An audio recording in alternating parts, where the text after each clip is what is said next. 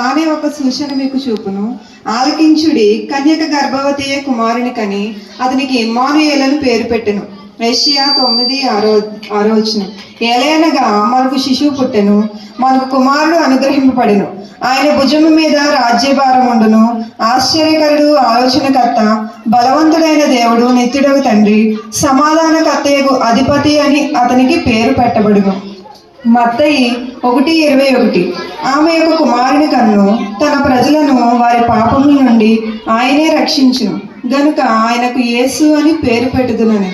మత్తయి 1:22 ఇదిగో కన్యక గర్భవతి అయి కుమారుని కనును, ఆయనకు ఇమ్మానుయేలని పేరు పెట్టుదును.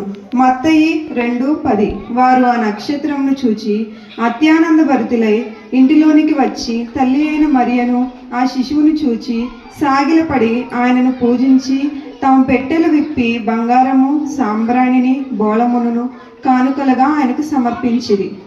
Thank you.